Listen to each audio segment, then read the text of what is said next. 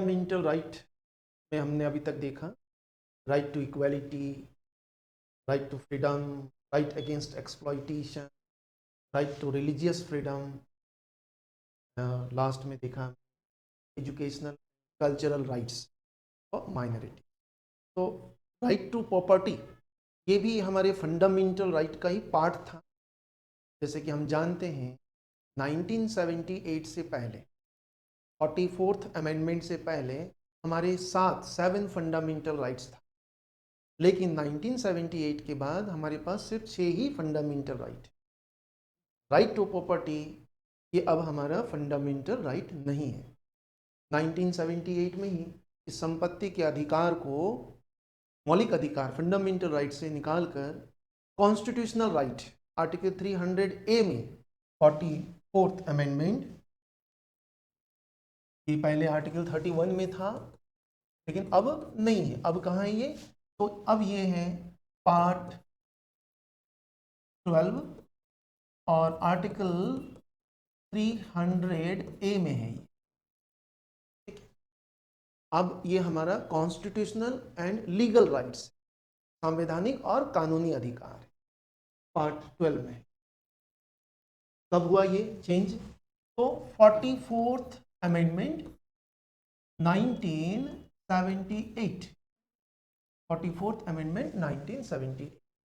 इससे पहले ये हमारे फंडामेंटल राइट, हमारा मौलिक अधिकार हुआ करता। तो ऐसा क्यों किया? तो हमें स्टार्टिंग से ही देखना चाहिए इसमें।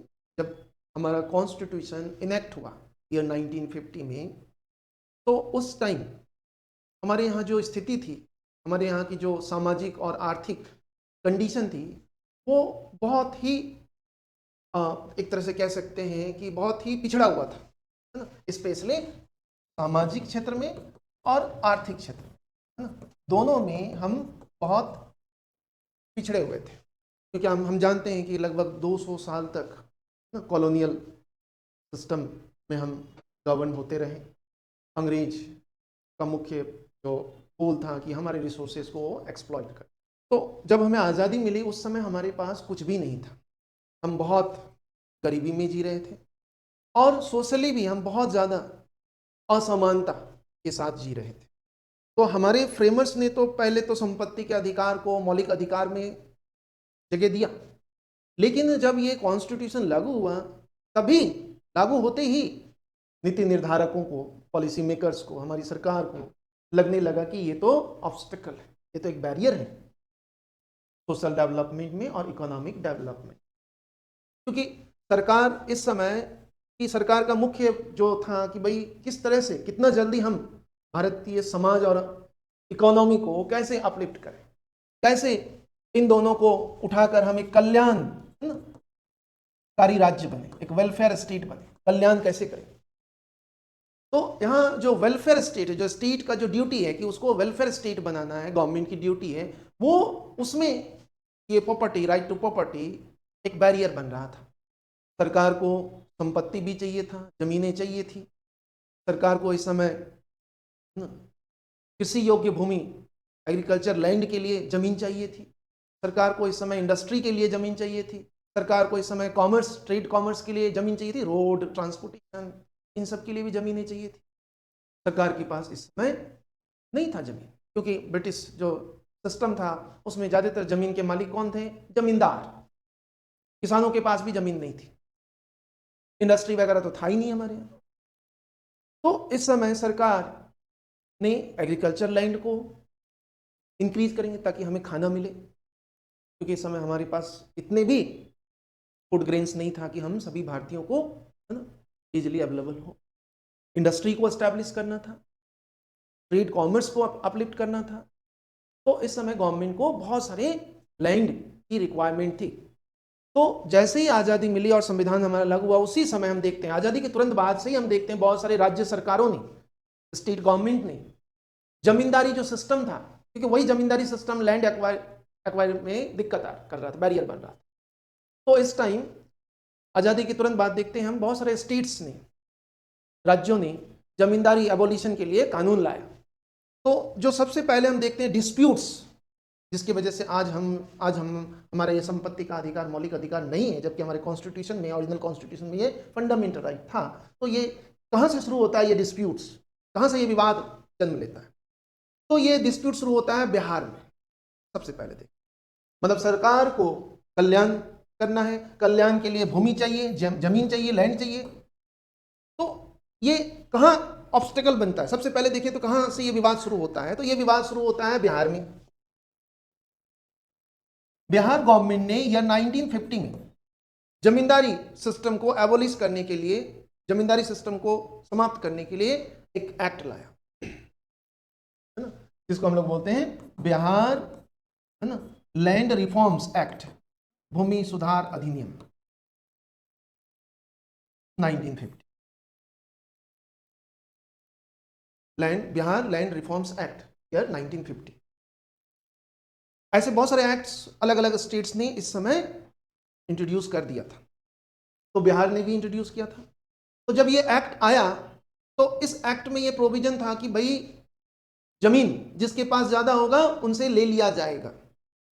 तो इस समय बिहार में एक जमींदार था जो पहले राजा हुआ करते थे, बहुत बड़े, है ना, दरभंगा के जमींदार थे, कामेश्वर सिंह, महाराज कामेश्वर सिंह, महाराज धीराज कामेश्वर सिंह महाराज थे। एक प्रिंसली स्टेट था बिफोर इंडिपेंडेंट, के बाद में इसको बिहार में मर्ज कर दिया और फिर ये जमींदार बन गए। तो इनके पास बहुत सारी जमीन थी, तो इनकी कुछ जमीन बिहार सरकार ने इस एक्ट के थ्रू एक्वायर कर लिया, अधिग्रहण कर लिया। तो कामेश्वर सिंह ने एक्ट के अगेंस्ट में कोर्ट में चैलेंज किया, इस एक्ट को ही कोर्ट में चैलेंज कर दिया कि ये तो हमारी जमीन लिया है इस एक्ट के थ्रू, तो ये एक्ट हमारे मौलिक अधिकार, हमारे फंडामेंटल राइट का वायलेशन है। ये अधिकार हमारे आर्टिकल 14, 19 और 31 का वायलेशन है। बिहार पटना हाई कोर्ट में ये केस किया, पटना हाई कोर्ट ने माना बिल्कुल सही बात है, ये तो आपके फंडामेंटल राइट का वायलेशन है कि आपकी जमीन कैसे ले सकता है। फंडामेंटल राइट कहता है कि नहीं ले सकते आप, कोई भेदभाव नहीं कर सकते किसी के साथ, सबके साथ इक्वली ट्रीट करना है। तो हाई कोर्ट ने, इस केस में हाई कोर्ट ने क्या कहा कि भाई ये जो रिफॉर्म्स एक्ट है बिहार गवर्नमेंट ने जो लाया है ये गलत है, ये नॉन कॉन्स्टिट्यूशनल, और इस एक्ट के तहत जो एक्शन लिया था इसकी जमीन का, वो भी कहा कि ये गैर कानूनी है, नॉन कॉन्स्टिट्यूशनल प्रोसेस। तो मतलब जो लैंड एक्वायरी के लिए, लैंड रिफॉर्म्स के लिए सरकारें जो कानून बना रहे थे उस पर एक तरह से ब्रेक लग गया, क्योंकि कोर्ट ने इसे रोक दिया फंडामेंटल राइट के वायलेशन की बेसिस।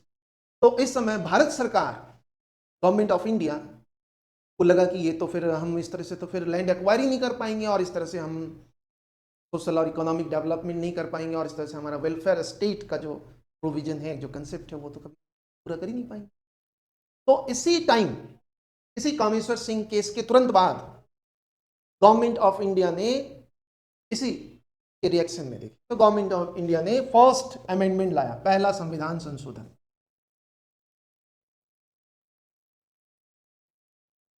First amendment 1950। क्योंकि कामेश्वर सिंह केस में जो जजमेंट आया, वो जजमेंट अब गवर्नमेंट को लैंड एक्वायर करने में ऑब्स्टेकल, बैरियर बन गया वो। तो इसको खत्म करने के लिए, मतलब कामेश्वर सिंह का जो जजमेंट है उस जजमेंट को खत्म करने के लिए, उसको इनवैलिड डिक्लेयर करने के लिए क्या किया, फर्स्ट अमेंडमेंट लाया 1950।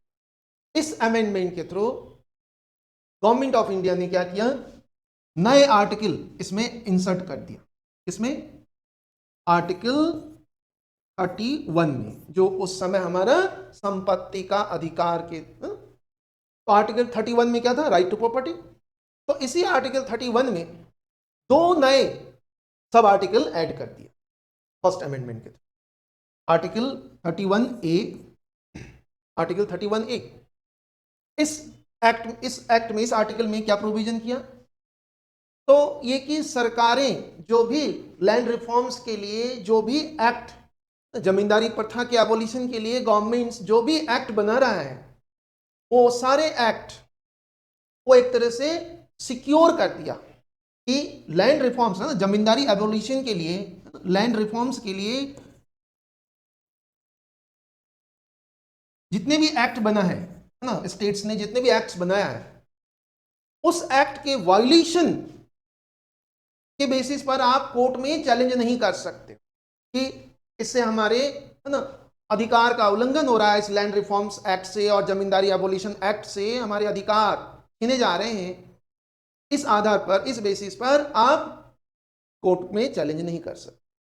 मतलब 31 ए में, 31 ए में क्या प्रोविजन है कि जमींदारी उन्मूलन के लिए या लैंड रिफॉर्म्स के लिए जो भी एक्ट बना है, उन एक्ट को, उन अधिनियमों को, उन कानूनों को एक तरह से सिक्योर्ड कर दिया, सुरक्षित कर दिया। कहा कि भाई यदि गवर्नमेंट सोशल वेलफेयर के लिए, इसमें यह प्रोविजन किया कि गवर्नमेंट अगर सोशल वेलफेयर के लिए किसी की भी संपत्ति को एक्वायर करती है, किसी की भी संपत्ति को अगर एक्वायर करती है, तो उस कंडीशन में कि आपका आर्टिकल 14 और आर्टिकल 19 का वायलेशन हो रहा है, ऐसा आप नहीं कह सकते हो। मतलब इस बेसिस पर आप कोर्ट नहीं जा सकते, ये प्रोविजन किया। ठीक है, 31 ए में कि अगर हमने जमींदारी एबोलिशन के लिए, लैंड रिफॉर्म्स के लिए जो कानून बनाया है, उस कानून के तहत अगर किसी की संपत्ति को हम अधिग्रहण करते हैं, तो वो व्यक्ति जिसका संपत्ति लिया गया है, वह व्यक्ति इस आधार पर कि हमारे ये अनुच्छेद 14 राइट टू इक्वलिटी और आर्टिकल 19 राइट टू फ्रीडम का वायलेशन हुआ है, इस बेसिस पर आप कोर्ट में नहीं जा सकते हो, कोर्ट को चैलेंज नहीं कर सकते 31 ए में। और इसी अमेंडमेंट में, फर्स्ट अमेंडमेंट में एक और आर्टिकल, सब आर्टिकल 31 में इंसर्ट कर दिया, आर्टिकल 31 बी। इसमें क्या इंसर्ट किया, इसमें क्या प्रोविजन किया 31 बी में, इसमें एक नया शेड्यूल ऐड कर दिया, शेड्यूल नंबर 9, नया अनुसूची है ना, 9वीं अनुसूची जोड़ दिया, 9th शेड्यूल 31 बी। और कहा गया कि यदि किसी कानून को, किसी भी कानून को है ना, अगर हमने 9वीं अनुसूची में, 9th शेड्यूल में डाल दिया, तो कोर्ट उसको रिव्यू नहीं करेगी, कोर्ट इसको रिव्यू नहीं कर सकती। मतलब यह हुआ कि जिसका जमीन गया वो भी कुछ नहीं कर सकता, और कोर्ट भी, अदालत भी अब कुछ नहीं कर पाएगा, ये कहा 31 ए और 31 बी। तो इन दोनों एक्ट से क्या हो गया कि सरकारें, अब सरकार का जो उद्देश्य है, एक वेलफेयर स्टेट जिसके लिए जमीन चाहिए, वो अब पर्पस पूरा हुआ। मतलब अब अगर किसी की जमीन ले ली जाती है, तो उसको, उस एक्ट को, उस प्रोविजन को, उस प्रोसेस को, एक्वायर का जो प्रोसेस है, उसको आप चैलेंज नहीं कर सकते। आपकी संपत्ति लेगी और आप कुछ नहीं कर सकते। तो ये प्रोविजन आया फर्स्ट अमेंडमेंट। देखो, यहां सरकार ने कोई गलत नहीं किया है, गलत किया लेकिन देश हित में, है ना, सामाजिक हित में ये काम किया। कि देखो, उस समय सरकार के पास कुछ भी नहीं थे, तो फिर कैसे देश का विकास हो। आज हम जितने भी देखते हैं सरकारी संपत्ति, ये कल कारखाने, ये रोड, ये रेल और ये सब, ये इसी का बदौलत है। अगर उस समय ये प्रोविजन नहीं किया होता, तो क्या इतने सारे कल कारखाने सरकार बना पाते, क्या इतने सारे सड़कें और रेलवे लाइंस बना पाते। तो उस समय हमें इसकी जरूरत थी, बेरोजगारी थी, गरीबी थी, खाने को नहीं था, सरकार कहां से लाएगी। सरकार का ये ड्यूटी है कि भाई बेरोजगारों को काम देना, गरीबी, जो गरीबी है उनको गरीबी से की दशा से उठाना, तो इसके लिए रिसोर्स चाहिए ना। तो इस समय agriculture land, industry, commerce, trade, transportation के लिए बहुत सारी जमीन चाहिए, उन्होंने लिया और बनाया। और आज की सरकारें देखें तो क्या कर रही है। उस समय हम देखें तो लोगों ने दिया भी, कुछ लोगों ने ऑब्जेक्शन किया और बहुत सारे लोगों ने देश हित में जमीन दे दिया, बिना किसी हेजिटेशन की दिया भी काफी लोगों ने अपनी जमीन, भाई देश के लिए हम दे रहे हैं। तो वो एक सच्चे देश प्रेमी थे जिन्होंने स्वेच्छा से दिया। और आज हम उन्हीं की जमीन उन्हीं के दिए हुए जमीनों पर जो बड़े बड़े ये इंडस्ट्री और एयरपोर्ट और रेलवे लाइंस और रेलवे स्टेशन बनाया, रोड बनाया, वो सब हम क्या कर रहे हैं? प्राइवेटाइज कर रहे हैं, पूंजीपतियों को सौंप रहे हैं, उसको डिसइन्वेस्टमेंट कर रहे हैं, उसको हम कुछ मुट्ठी भर उद्योगपतियों को सौंप रहे हैं वो चीज। अगर प्राइवेटाइज करना भी है तो फिर वो पैसा जो प्राइवेटाइजेशन से आया वो पैसा भी आपको देश हित में लगाना चाहिए। और प्राइवेटाइज क्यों करेंगे? सरकार भी चलाए और प्राइवेट सेक्टर्स भी उसी पैरेलली चलाएगा तो क्या होगा? इससे और ज्यादा डेवलपमेंट होगा, और ज्यादा रोजगार मिलेगा, और ज्यादा लोगों को गरीबी से बाहर निकाल पाएंगे। तो सरकार किस आधार पर सरकारी संपत्तियों को आज कुछ गिने चुने लोगों को, है ना, निजी हाथों में ये सौंप रहा है, ट्रांसफर? किस अधिकार से? वो तो हमारे थे, वो जमीनें हमने दिया है सरकार को, तो सरकार कैसे फिर कुछ लोगों को वो जमीन दे सकता है? नहीं देना चाहिए, ये गलत है। तो आर्टिकल 31 ए और बी फर्स्ट अमेंडमेंट से ही इंसर्ट कर दिया। ए में क्या है कि गवर्नमेंट कोई भी लैंड रिफॉर्म्स लाता है, कोई भी जमींदारी उन्मूलन के लिए कानून लाता है, लैंड एक्वायर के लिए कानून लाता है, तो उसको आप चैलेंज नहीं कर सकते हो, उसको सिक्योर्ड कर दिया। और 1931 बी में एक नया शेड्यूल जोड़कर कहा कि भाई इस शेड्यूल में कोई भी कानून हम डाल देंगे तो उस कानून को कोर्ट रिव्यू नहीं कर सकता, न्यायिक पुनर्वालोकन नहीं कर सकता। हालांकि इसका 9th शेड्यूल का टाइम टू टाइम मिसयूज भी हुआ। पहले तो इसके अच्छे उद्देश्य से लाए गए थे, लेकिन बाद की सरकारों ने इसका मिसयूज किया है, और इतना मिसयूज कर दिया कि मतलब ये कहा गया कि भाई एक ऐसा ब्लैक होल है जिसमें जाता है आता कुछ नहीं है, मतलब जिसमें कानून बनाकर डाल दो बस, कोई कुछ नहीं कर सकता, बोल भी नहीं सकते। तो इस तरह से इसका बहुत दुरुपयोग भी हुआ समय समय। आज की तारीख में देखें तो इसमें लगभग 285 कानून इस 9th शेड्यूल में है, लेकिन अब इसका दुरुपयोग नहीं होता है, क्योंकि सुप्रीम कोर्ट ने एक 2007 में एक वर्डिक्ट आया था। 2007 में कोहिल केस है, कोहिल 2007 में आया था वो केस, कोहिल केस। इस जजमेंट में, कोहिल जजमेंट में सुप्रीम कोर्ट ने कहा है 2007 में कि 9th शेड्यूल का बहुत ज्यादा मिसयूज हुआ है, और हमारे कॉन्स्टिट्यूशन के पैरेलल, हमारे संविधान के समानांतर एक नया संविधान बन रहा है, एक संविधान बन गया है लगभग। इसलिए अब हम इस पर भी रिव्यू करेंगे। और कहा कि ये रिव्यू कब के कानूनों से करेंगे, कब के प्रोविजंस का करेंगे? तो कहा कि भाई केशवानंद भारती केस का जो जजमेंट आया था, केशवानंद भारती का जजमेंट 24 अप्रैल 1973 को आया था। तो कहा था कि उस दिन के बाद से जितने भी कानून 9th शेड्यूल में डाला गया है, उन सारे कानूनों को हम समय समय पर डिफरेंट केसेस के कंटेक्स्ट में हम अब रिव्यू करेंगे, पुनर्वालोकन करेंगे। तो उस समय से 2007 के बाद से सरकारें डर गई और इसका मिसयूज करना बंद कर दिया। तो बहुत सारे मिसयूज, एक एग्जांपल देता हूं, जैसे तमिलनाडु गवर्नमेंट ने या 1994 में क्या किया, सुप्रीम कोर्ट के ही जजमेंट का, संवैधानिक व्याख्या का, सुप्रीम कोर्ट में संविधान का व्याख्या करते हुए कहा था कि भाई 50% से ज्यादा रिजर्वेशन नहीं हो सकता है। और 94 में तमिलनाडु गवर्नमेंट ने क्या किया, 69% रिजर्वेशन कर दिया, और सेंट्रल गवर्नमेंट ने उसको 9th शेड्यूल में डाल भी दिया। इस तरह से संविधान का दुरुपयोग हुआ है, 9th शेड्यूल का दुरुपयोग हुआ, संविधान का के साथ खिलवाड़ किया। कहा कि नहीं अब तो हम रिव्यू करेंगे। तो 9th शेड्यूल फर्स्ट अमेंडमेंट में ही इंसर्ट कर दिया था, है ना। कामेश्वर सिंह केस के तुरंत बाद ये सब चीजें हुई थी। अब जमीन एक्वायर तो करेगी गवर्नमेंट, प्रोविजन किया, तो जमीनें एक्वायर होने लगी इस समय 1951, 50, 51, 52, 53 में खूब सारे जमीनें जमींदारों के या जिनके पास बहुत ज्यादा जमीनें थी उनसे ले ली गई। तो 1954 में फिर से एक केस आया इसी कंटेक्स्ट में, या 1954 में एक और केस आया, Bela Chatterjee versus government of Bengal, government of Bengal. 1954। Bela Chatterjee बनाम बंगाल सरकार। इस केस में सुप्रीम कोर्ट ने जो जजमेंट दिया उसमें यह था कि भाई जो एक्वायर करते हो, जमीनें लेते हो आप, अधिग्रहण करते हो, उसकी मार्केट वैल्यू, उसकी जो वैल्यू है उस समय वो दो। एक्चुअली में मैं बताऊं आपको इसमें क्या हुआ था कि बंगाल सरकार ने, गवर्नमेंट ऑफ बंगाल सरकार ने आजादी से पहले ही 1946 में एक कानून लाया था। बंगाल सरकार ने कब, ईयर 48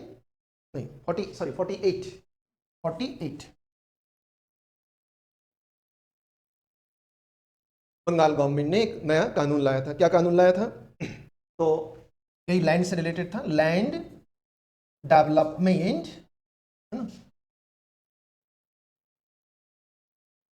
एक्ट था, इस तरह का एक्ट था, लैंड डेवलपमेंट एक्ट, भूमि विकास अधिनियम। कब लाया? 1948। इस एक्ट में यह था कि भाई जमीन है ना, जिनके पास ज्यादा जमीन है उनसे जमीन लेंगे, हम भूमि लेंगे, क्योंकि इस समय जैसे पार्टीशन हुआ था, और पार्टीशन होने के बाद ना हमारा 1947 में आज़ादी मिली और पार्टीशन भी हुआ था, विभाजन भी हुआ था। जो पूर्वी बंगाल था वो पाकिस्तान बन गया, जिसको आज हम बांग्लादेश कहते हैं। तो उस समय बहुत सारे बांग्लादेश से, मतलब पूर्वी बंगाल से काफ़ी सारे बंगाली है ना भाग कर आए एज ए शरणार्थी के रूप में। अब इनको बसाना था, इनको यहाँ सेटल करना था, तो उनको इनके लिए ज़मीन चाहिए थी। तो इसी कंटेक्स्ट में ये लैंड डेवलपमेंट एक्ट आया था। कब? ईयर 1948। इस एक्ट में ये था कि हमें जमीन चाहिए, क्यों चाहिए, और हम जमीन लेंगे, अधिग्रहण करेंगे, एक्वायर करेंगे, लोगों की जमीनें लेंगे हम, और जमीन लेंगे तो उसको जो वापस में उसको जो पैसे देंगे वो कीमत होगा 1946 में जो जमीन की कीमत थी वो कीमत हम देंगे। भाई आज आप जमीन खरीद रहे हो तो आज जो मार्केट में उसकी वैल्यू है उसी बेसिस पर आप दोगे ना, कीमत वही होगी। ये कानून ही गलत था। तो बेला चटर्जी की भी जमीन एक्वायर कर ली गई थी। कब? 1954 में। और उसको जो जमीन की कीमत दिया गया वो 1946 की जो वैल्यू थी उस समय, 1946 में जो वैल्यू थी वो कीमत उसको चुकाया गया। तो बेला चटर्जी ने ऑब्जेक्शन कर दिया कि नहीं, हमें तो आज का कीमत चाहिए, अगर आपको जमीन चाहिए आप जमीन लो, लेकिन कीमत तो आज का दो, हमें पैसे आज जो मार्केट में उसकी वैल्यू वो दो। बेला चटर्जी ने इस एक्ट के अगेंस्ट में, बंगाल के अगेंस्ट में केस कर दिया। केस में, बेला चटर्जी केस में सुप्रीम कोर्ट का जजमेंट आया 1954 में। इस जजमेंट में क्या कहा? तो बेला चटर्जी के फेवर में डिसीजन दिया कि हाँ, जमीन अगर आप ले रहे हो, सरकार अगर किसी की जमीन ले रही है तो उस समय जो रेट है वही रेट आप दोगे जिससे आपने जमीन लिया है। इससे भी, इस जजमेंट के बाद भी सरकारें डर गई। तो इस जजमेंट के तुरंत बाद भारत सरकार ने, गवर्नमेंट ऑफ इंडिया ने एक और अमेंडमेंट लाया। डर गई इसलिए कि भाई अब तो ज्यादा पैसे देने पड़ेंगे। तो भारत सरकार ने क्या किया, भारत सरकार सांसद ने क्या किया, एक नया अमेंडमेंट लाया, फोर्थ है ना अमेंडमेंट, चौथा संविधान संशोधन, चौथा संविधान संशोधन 1954। और इस अमेंडमेंट में क्या किया, फोर्थ अमेंडमेंट में क्या किया कि इस अमेंडमेंट में क्या किया कि सरकार है ना जो भी है ना कीमत है ना तय करेगा, उस कीमत को कोर्ट में चैलेंज नहीं कर सकता। सरकार जो प्राइस, लैंड की प्राइस डिसाइड करेगी वो प्राइस ही फाइनल होगा। जबकि बेला चटर्जी केस में क्या कहा कि नहीं, उचित मुआवजा नहीं, रीजनेबल कंपनसेशन देना होगा। रीजनेबल कंपनसेशन को किस तरह से डिफाइन किया कि जो करंट में जो प्राइस है, कीमत है जमीन की, वो देनी होगी आपको, यही उचित मुआवजा। तो ये अमेंडमेंट 55 में आया था। तो सरकारों को लगा कि भाई ये तो गलत है, उचित मुआवजा तो बहुत ज्यादा पैसा देना पड़ेगा। तो इस समय कहा कि भाई सरकार जो भी कीमत तय करेगी उसी कीमत में जमीन खरीदेगी, और उस कीमत को जुडिशरी न्यायपालिका क्या रिव्यू भी नहीं कर सकती, उसको रिव्यू नहीं करेगी, नहीं कर सकती। लो, एक और नया पाबंद लगा दिया कोर्ट पर कि जुडिशरी उसको रिव्यू नहीं करेगी, है ना, भूमि अधिग्रहण को। इस प्रोसेस से अगर भूमि अधिग्रहण करते हैं तो उसको रिव्यू नहीं करेगी। इस प्रोसेस से सरकार कीमत तय करेगी और उस बेसिस पर, उस कीमत पर, जो कीमत सरकार ने तय किया उसी कीमत पर लैंड एक्वायर करेगी। अगर सरकार एक्वायर करती है तो उस समय उस प्रोसेस को, उस प्रोविजन को जुडिशरी, न्यायपालिका पुनर्वालोकन नहीं कर सकती। मतलब देखो, बंगाल सरकार ने जो कहा था कि भाई 46 के हिसाब से मुआवजा दिया जाए, नहीं 46 में जो रेट था उस हिसाब से जमीन का मुआवजा। बेला चैटर्जी ने सही किया था, भाई क्यों दोगे आप 46 की? आज आप मेरे जमीन ले रहे हो तो आज जो कीमत है उस हिसाब से दोगे। तो सुप्रीम कोर्ट ने भी बेला चैटर्जी के फेवर में डिसीजन दिया, तो सरकार को लगा कि ये तो हमारे खिलाफ है जजमेंट, तो सरकार ने उस जजमेंट को वॉइड डिक्लेयर करने के लिए क्या किया, नया अमेंडमेंट ले आया, 4th अमेंडमेंट 1955। और इस अमेंडमेंट ने कहा कि सरकार जो भी मुआवजा तय करेगी, मतलब जो भी कीमत तय करेगी, उस मुआवजा को, उस कंपनसेशन को जुडिशरी रिव्यू, मतलब सरकार जो भी पैसे देगा जमीन के मालिक को लेना पड़ेगा। अब 31A 31B हमने देखा, यही प्रोसेस चला, मतलब लोगों के साथ गलत भी हुआ, इनजस्टिस हुआ है। फिर एक और अमेंडमेंट लाया, 25वां संविधान संशोधन।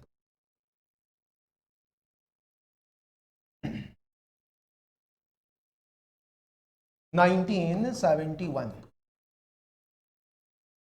इस अमेंडमेंट के थ्रू क्या किया गवर्नमेंट ने, पार्लियामेंट ने एक और नया आर्टिकल ऐड कर दिया, इसमें 31 के अंदर 31C नया अमेंडमेंट।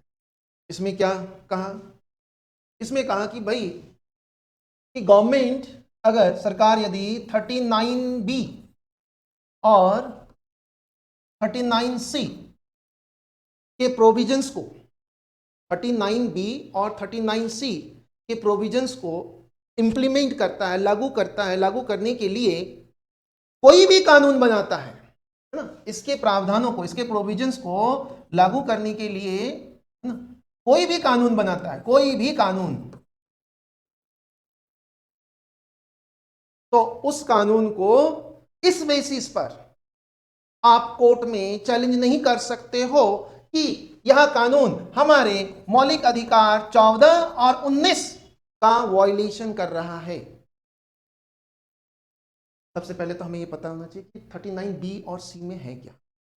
39B और C बेसिकली ये रिसोर्सेज, जो हमारे इंडिया में जो रिसोर्सेज है उसके इक्वल डिस्ट्रीब्यूशन से, जैसे 39B कहता है कि भाई जो संसाधन है ना, जो सामाजिक संसाधन है, जो सोशल रिसोर्सेज हैं, जो कम्युनिटी रिसोर्सेज हैं, है ना, उस संसाधन का समान वितरण होगा, है ना, उसको, उस संसाधन, वो संसाधन सेंट्रल गवर्नमेंट एक्वायर एंजॉय करेगी, उस सेंट्रल गवर्नमेंट लेगी और उसका इक्वली डिस्ट्रीब्यूट करेगा।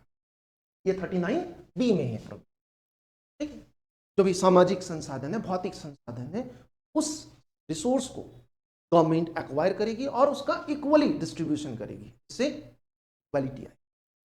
दूसरा आर्टिकल 19C इसमें कहता है कि अगर किसी के पास ज्यादा है ना, जरूरत से ज्यादा है, तो सरकार उससे लेगी, ज्यादा है तो सरकार उससे ले लेगी और उस रिसोर्स का वेलफेयर के लिए इस्तेमाल करेगी। तो यहां रिसोर्सेस है ना, कि सरकार जो भी संसाधन है, देखो 39B ये किसी भी इंडिविजुअल का संसाधन नहीं है। 39B कहता है जो सोशल रिसोर्स है, जो कम्युनिटी रिसोर्स है, उसका इस्तेमाल, मतलब जो सरकारी संपत्ति, जो जिसका मालिक कोई इंडिविजुअल नहीं है, उसको गवर्नमेंट, है ना, उस रिसोर्स को गवर्नमेंट इस तरह से यूज करेगा कि उसका इक्वली डिस्ट्रीब्यूशन। और 39C कहता है कि जिनके पास बहुत ज्यादा एसेट्स हैं, बहुत ज्यादा संपत्ति है, उनसे लेकर जिनके पास नहीं है उनको देंगे, ये कहता है। ये DPSP के प्रोविजन से, राज्य के नीति निर्देशक तत्वों के, सरकार इस तरह के कानून बनाती।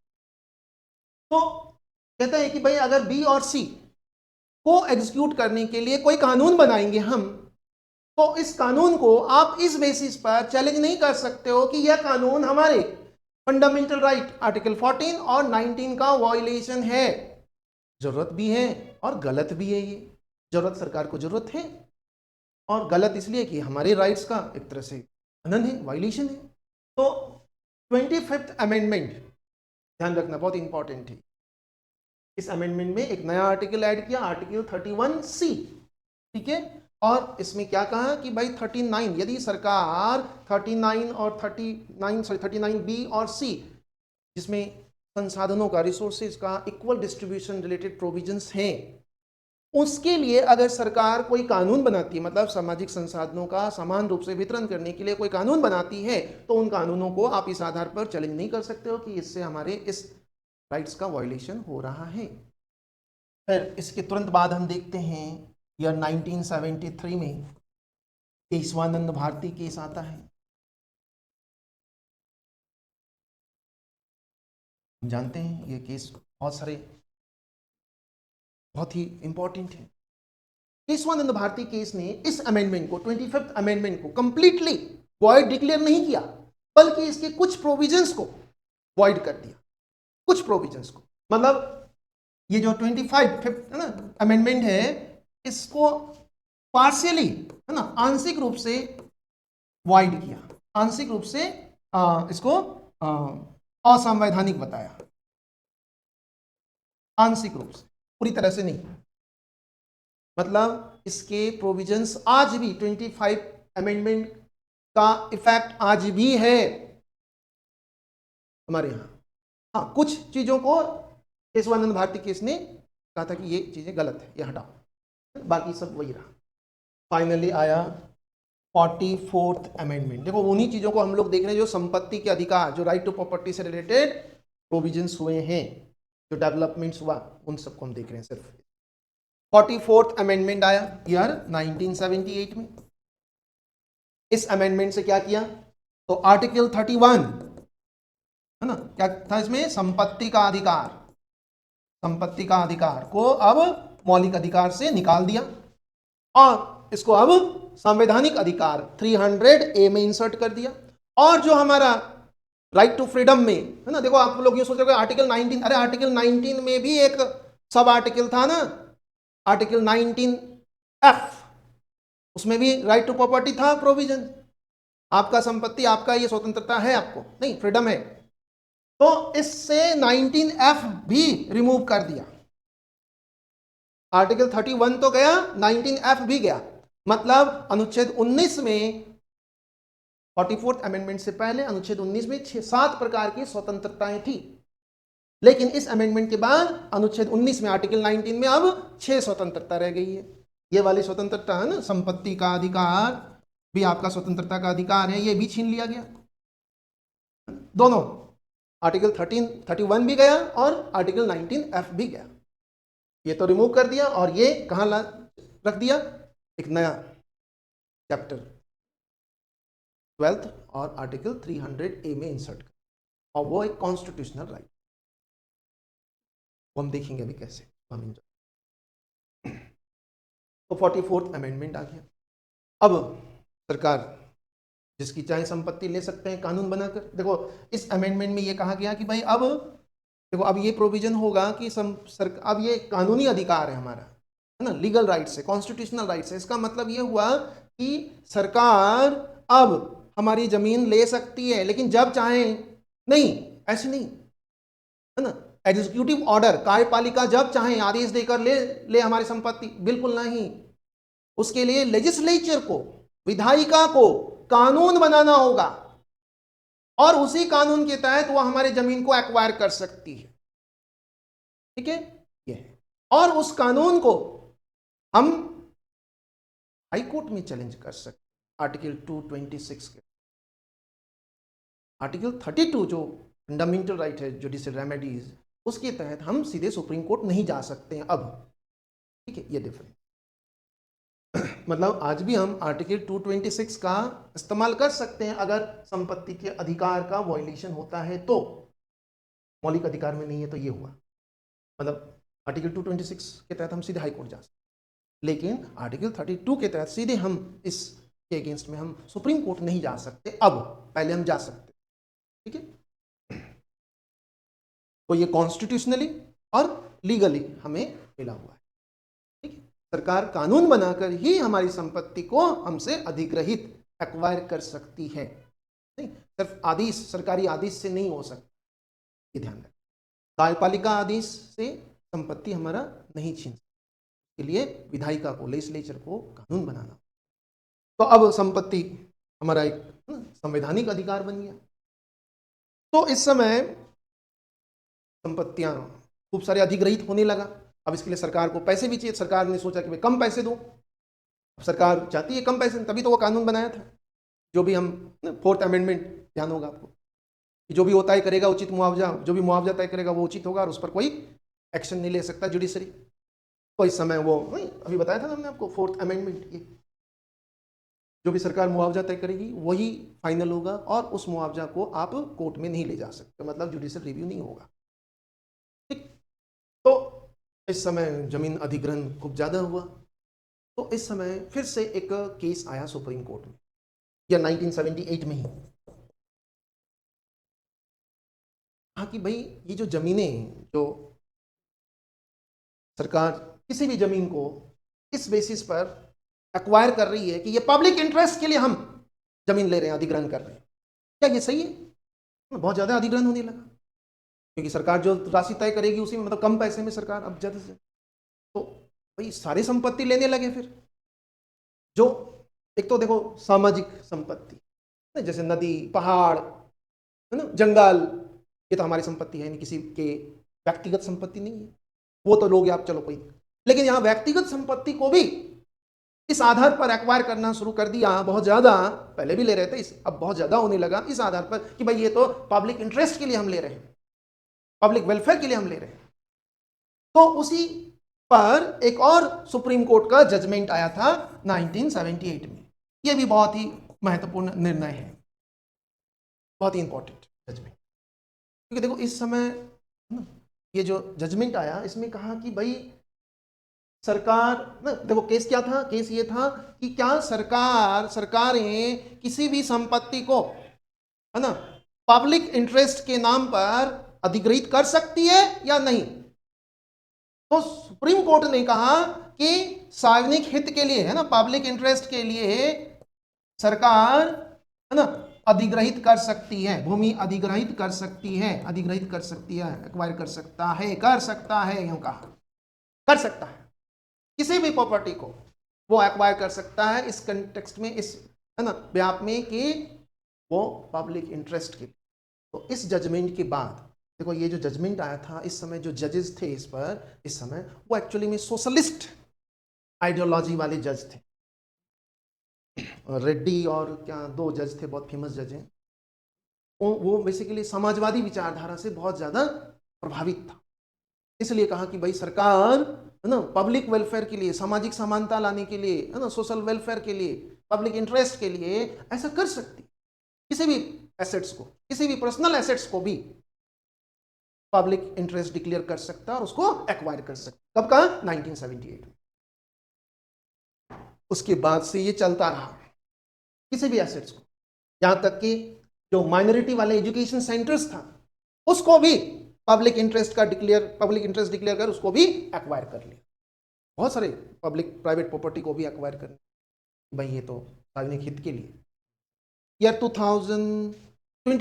2024 में इसी पर, किस पर, 1978 का जो जजमेंट है ना, क्या जजमेंट है अभी बताया हमने आपको कि सार्वजनिक हित के नाम पर सरकार किसी की भी जमीन को एक्वायर कर सकती है, सुप्रीम कोर्ट का जजमेंट था।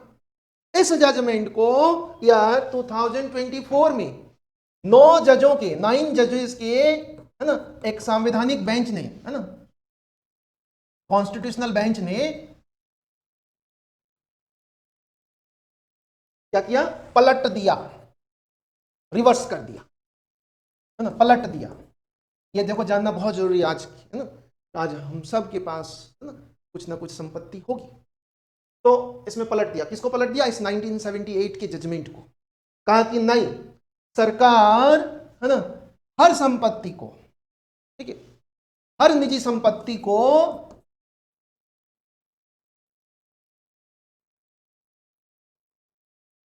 है ना सार्वजनिक, है ना, हित के नाम पर एक्वायर नहीं कर सकती है, नहीं कर सकती। देखो बहुत इंपॉर्टेंट जजमेंट है। 9 जजेस का ये बेंच था, इसमें 7-2 के रेशियो से ये जजमेंट आया था। कहा कि कोई भी है ना, हर निजी संपत्ति सरकार यह कहकर उसको अधिग्रहित नहीं कर सकती है कि यह पब्लिक इंटरेस्ट के लिए हम कर रहे हैं। ठीक है, इसमें सरकारों को कहा कि भाई अब हम समीक्षा करेंगे, रिव्यू करेंगे कि जो संपत्ति आप अधिग्रहित कर रहे हो क्या वो पब्लिक इंटरेस्ट के लिए एक्चुअल में है या नहीं है। अगर नहीं होगा तो उसको आप अधिग्रहित नहीं कर पाओगे। निजी संपत्ति की बात हो रही है, सामुदायिक संपत्ति की नहीं, है ना, सोशल एसेट्स की नहीं, पर्सनल एसेट्स की बात हो रही है। सोशल एसेट्स, सामुदायिक जो कम्युनिटी का जो एसेट्स है वो तो कर सकता है, वो कभी भी एक्वायर कर सकता है पब्लिक इंटरेस्ट के लिए। लेकिन प्राइवेट प्रॉपर्टी को, हर प्राइवेट प्रॉपर्टी को अब आप इस नाम पर कि भाई पब्लिक इंटरेस्ट के लिए, लोक कल्याण के लिए, सार्वजनिक हित के लिए हम अधिग्रहित कर रहे हैं, अब आप नहीं कर सकते। ताकि सोच समझ कर अब आप एक्वायर करो, ऐसा नहीं कि बा हमें जरूरत है चलो ले लो, नहीं कर। तो ये जो जजमेंट देने वाले होंगे ये किस अप्रोच वाले होंगे आप समझ सकते हो। 1978 के जो जजेस थे वो किस सिचुएशन में, क्योंकि उस टाइम सोशलिस्ट आइडियोलॉजी और उसी की जरूरत थी हमारे यहाँ, तो उसके अकॉर्डिंग जजमेंट दिया। और 1924 में जो जजमेंट आया उस समय हमारे यहाँ किस तरह की चीजें चल रही है, किस तरह का, इस टाइम हम देखें तो हमारे यहाँ पूंजीवादी व्यवस्था, कैपिटलिज्म को ज्यादा प्रमोट कर रहे हैं, मार्केट को ज्यादा प्रमोट कर रहे हैं, बाजार को ज्यादा प्रमोट कर रहे हैं, बाजारवाद को ज्यादा प्रमोट कर रहे हैं। तो भाई जज भी उसी तरह के हैं, तो उन्होंने एक तरह से देखे तो यहाँ पूंजीवादी व्यवस्था कि भाई निजी, वो निजी है, आप नहीं ले सकते हो। तो प्रॉपर्टी से रिलेटेड जो आज जो कंडीशन है वो ये है कि सरकार आपकी प्रॉपर्टी अधिग्रहित करेगी, है ना, लेकिन किस ब्याह में, सिर्फ पब्लिक इंटरेस्ट के ब्याह में। लेकिन हर सरकार को यह अधिकार नहीं है अब कि कोई भी प्राइवेट प्रॉपर्टी को पब्लिक, उसके लिए उसको रीजनेबल रीजन बताना होगा कि भाई मेट्रो ट्रेन हम लाना चाह रहे हैं, ठीक है, और उसके लिए ये प्रॉपर्टी, ये प्राइवेट प्रॉपर्टी बैरियर बन रहा है, तो ये पब्लिक इंटरेस्ट के लिए हम इसको एक्वायर कर। अगर आप कुछ बना ही नहीं रहे हो और बेवजह आप एक्वायर कर रहे हो किसी की प्राइवेट प्रॉपर्टी को, तो आप ऐसा नहीं कर सकते। अब 2024 के बाद नहीं कर सकते, 24 से पहले कर सकते, क्योंकि 24 तक 78 के ही सुप्रीम कोर्ट के जजमेंट वैलिड था। अब सुप्रीम कोर्ट के 78 के जजमेंट को इन्होंने क्या किया, पलट दिया है, और आज हमारा जो संपत्ति का अधिकार है वो अब कैसा अधिकार है, तो संवैधानिक और कानूनी अधिकार है ना, कॉन्स्टिट्यूशनल एंड लीगल राइट्स, है ना। अगर आपके संपत्ति के अधिकार का उल्लंघन होता है तो आज आप आर्टिकल 32 का इस्तेमाल नहीं कर सकते हैं, ये नहीं कर सकते, मतलब डायरेक्ट सुप्रीम कोर्ट में नहीं जा सकते, लेकिन आर्टिकल 226 का इस्तेमाल कर सकते हो, हाई कोर्ट में सीधे जा सकते हो, लोअर कोर्ट में सीधे जा सकते हो, हाई कोर्ट तक सीधे जा सकते हो। सुप्रीम कोर्ट में आप सीधे नहीं जा सकते। सुप्रीम कोर्ट में जाना है, मान लो सपोज करो आपका और सरकार का के बीच कोई डिस्प्यूट्स है संपत्ति को लेकर, तो सबसे पहले तो हाई कोर्ट में जाना होगा, फिर हाई कोर्ट ने अगर आपके अगेंस्ट में डिसीजन दिया तब आप सुप्रीम कोर्ट जा सकते हो। तो ये हमारा संपत्ति का right to property article 31 Kameshwar Singh, Maharaja Kameshwar Singh से ही तो होता है ये डिस्प्यूट्स, और फिर उसके बाद कई सारे अमेंडमेंट्स, लीला चटर्जी केस, उचित मुआवजा को डिफाइन किया था, फिर ये 25th अमेंडमेंट 1970। ये पता है ये अमेंडमेंट किस सिचुएशन में आया था, एक्चुअली में हमें पता है यह 1969 में इंदिरा गांधी गवर्नमेंट ने क्या किया था। इंदिरा गांधी गवर्नमेंट ने एक साथ 14 प्राइवेट बैंकों को नेशनलाइज डिक्लेयर कर दिया, नहीं इसी टाइम किया था ना, 14 बैंकों को नेशनलाइज कर दिया था। तो उसके कंटेक्स्ट में इसका काफी एजिटेशन होने लगा, ऐसे कैसे कर सकता है, सब लोग डर गए, अरे ये तो हमारी कंपनी, हमारी इंडस्ट्री को भी एक्वायर कर लेगा। तो इसी के कंटेक्स्ट में ये अमेंडमेंट लाया, नहीं हम ऐसा, हम क्यों कर रहे हैं ऐसा, संसाधनों का समान वितरण। केशवानंद भारती केस ने कुछ अंश को हटा दिया, बाकी एज इट इज कंटिन्यू आज भी होता है। 44th अमेंडमेंट, इसमें तो 31 और 19F दोनों खत्म हो गया। ये हमारा हो गया राइट टू प्रॉपर्टी।